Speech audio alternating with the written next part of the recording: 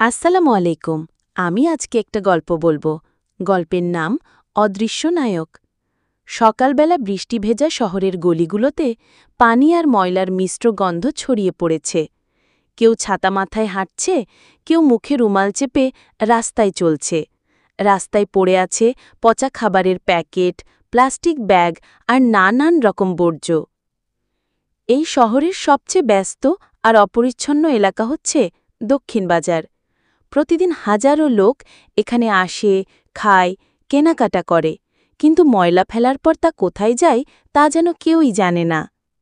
কিন্তু ঠিক ভোর ৫টার দিকে, যখন শহর এখনও ঘুমি, তখন শুরু হয় একদল নীরব নায়কের কাজ।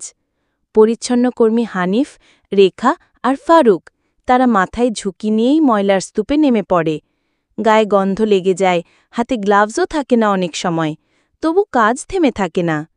একদিন ছোট্ট একটি ছেলেকে তার মা স্কুলে নিয়ে যাচ্ছিলেন।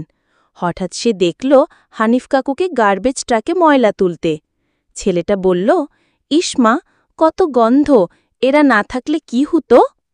মা থামলেন, মাথায় হাত বুলিয়ে বললেন, তারা না থাকলে রাস্তায় হেঁটে যেতে পারতাম না, স্কুলেও পৌঁছতে দেরি হতো, আর পচা জিনিস থেকে অসুখ ছড়িয়ে পড়ত। এরা আমাদের নায়ক, আর নায়ককে তো সম্মান করতেই হয়, তাই না?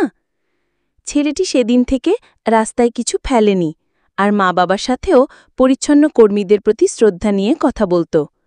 একদিন হানিফ কাকুকে সে পানির বোতল দিয়ে বলল, ধন্যবাদ কাকু, শহরটা পরিষ্কার রাখার জন্য। হানিফ একটু চমকে গিয়ে হাসলেন। অনেকদিন পর কেউ তাকে ধন্যবাদ বলেছিল।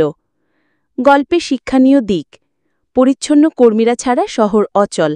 তারা রোগজীবাণু থেকে আমাদের বাঁচিয়ে রাখে, তাই তাদের প্রতি সম্মান, কৃতজ্ঞতা ও সহানুভূতি দেখানো আমাদের নৈতিক দায়িত্ব।